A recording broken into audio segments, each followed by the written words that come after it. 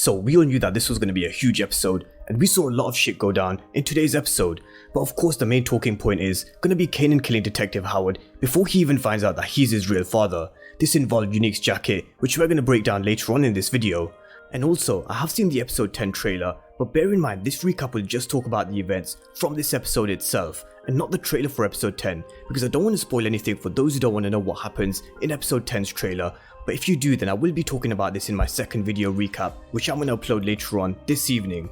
But there was also going to be revenge on the cards this week, and that's exactly what we saw with Marvin's Rampage and Marvin's rage with Juke. This is something I expected to see, but this scene was something. It was filled with raw emotion, heartbreak, and a lot of hurt and anger, but we're going to get to this as well. But as expected, Lou does survive the fire and the attack, but he's going to be out for a while. But we're going to break down all things in episode 9 in this review and recap. But of course, if you're new to the channel and you haven't done so already, then remember to smash the subscribe button if you want to see everything Power Book 3 and Power Universe related. But let's start where the episode started, which is 2 days after the events which unfolded in episode 8. And that's with Marvin's Rampage, because even though he was kicked out by the family business by Rack in episode 8, there was no way he was going to let Unique get away with hitting his brother Lou. Marvin along with Lil Rob roll up on Unique and Jerome by the looks of it. Now this is the first time we've seen Jerome, who's Unique's son, which was mentioned in the very first episode. We didn't know how old he was or whether we'd see his son, but Marvin gave zero fucks and he didn't care who was standing in his way. He was out for blood, and he was out for Unique's blood, but he missed again. And as expected, he drops a body or two in the process.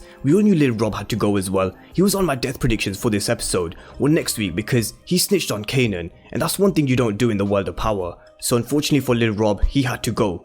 But just sticking with this whole situation with Marvin and Rack, we saw them at the chapel in the hospital, where Raquel said that she was asking for forgiveness for what she was about to do, and that was having Kanan kill Howard. But we're gonna come to that in just a moment. But Raquel told Marvin that if you take a shot at Unique, you better not miss. And Marvin got some shit off his chest in this conversation. He told her that she stepped in and took over because she's better than he is. She sees what he can't see and thinks what he can't think.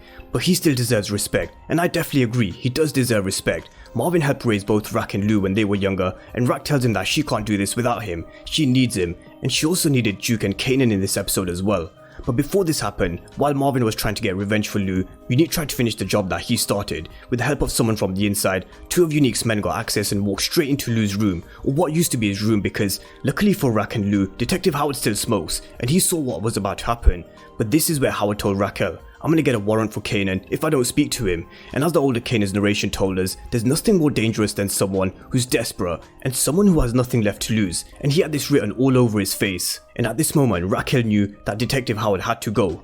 But then we cut to Jukebox at Nicole's grave, and Jukebox was a key chess move in Raquel's plan. I'm sure most of you caught it, but we're gonna play out exactly what she did. But Bear coming to Jukebox and opening up to her about her past, about who she is, how she was madly in love with a girl named Megan back in high school, and how her older brother died, and she felt as if it was her duty to become a cop, because that's what her brother's plan was.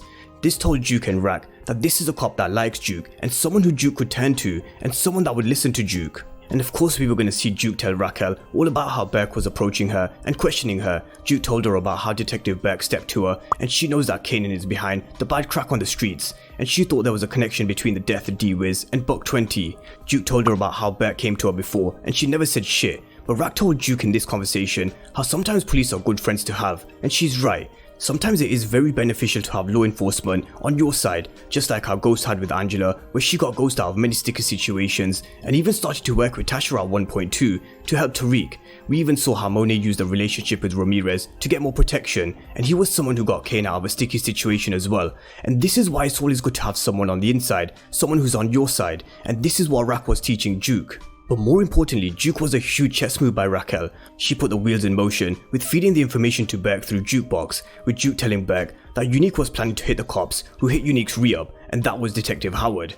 And now that Detective Howard is dead, of course, Juke's story to Burke lines up, the jacket and the gun will also line up, and this is how Rack planned to frame Howard's death on Unique. And we are definitely going to talk about Rack having Kanan kill Howard, but we have to talk about this scene first. This was actually something I brought up in my preview and predictions video yesterday, when I said we might even see this confrontation between Marvin and Jukebox, and this picture gave it away to me.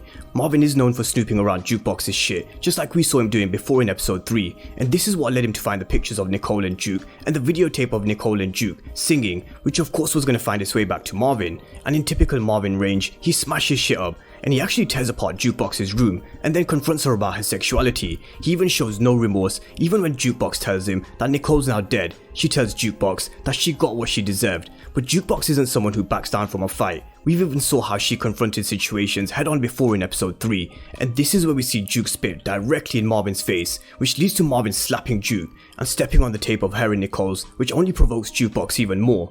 Now, I knew there was going to be a confrontation sooner or later between these two characters, but this is something I did not expect. When I was watching this, it was very reminiscent of the scene where Tommy strangled Holly to death, but this scene tells us a lot about these two characters. One, it gives us another piece of the puzzle as to why Jukebox was so savage in power. She suffered a lot, and even at the hands of her own father. And two, this explains why we're going to see Marvin having a therapist in the second season, where he's going to try and control his anger a lot more with this therapist, Renee. But we're going to dive deeper into this scene and this relationship between Marvin and Juke in the coming week. So let's talk about Raka'S' plan to kill Howard. And initially this was actually supposed to be Lulu killing Howard instead of Kanan, because we all remember how Rak made the phone call to Lou telling him to batter up, and this is the plan that she had with Unique's jacket.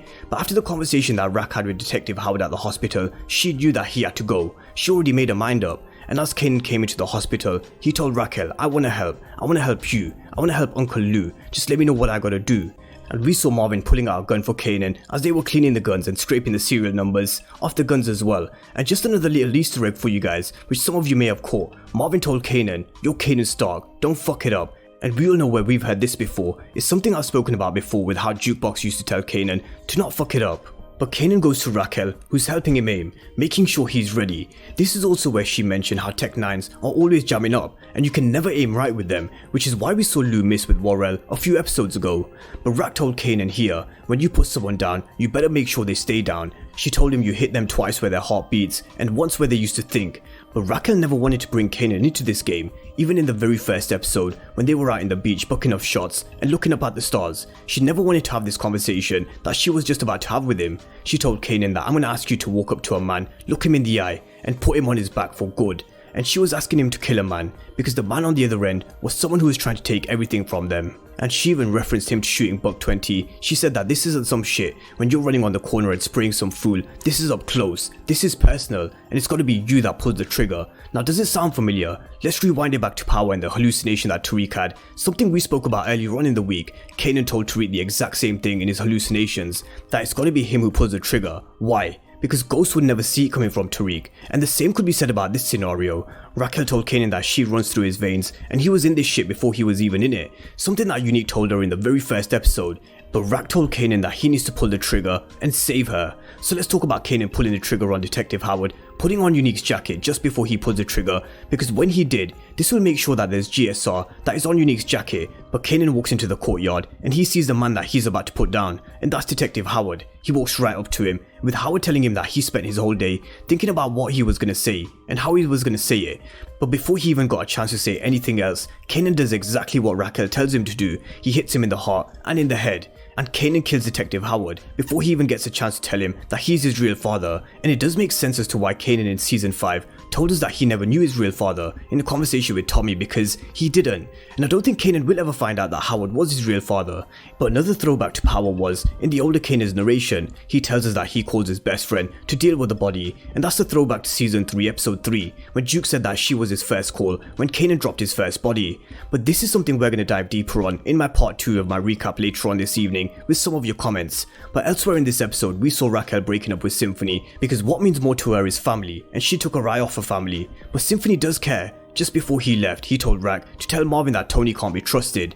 We also saw Raka'S Mom in church, and this was while Kanan was killing Detective Howard. Nicole's mom said that she was going to try and take justice into her own hands, and we know that's not going to end well for her. And we also see Lou waking up in hospital with nobody else by his side apart from Jessica, because they were at war, Rak finishing what they started in episode 8. But that was episode 9, and again, one of the best episodes of the season so far, with Kanan killing Detective Howard, his own father, just like Tariq did, and that's why he saw Tariq in himself. So drop all your comments down below in the comment section, because I'm going to be back with part 2 of my recap later on this evening, where we'll talk about what we saw in episode 10's trailer. So drop all your thoughts down below on Marvin and Jukebox, Kanan and Detective Howard, and some of the Power Easter eggs that we saw during this episode.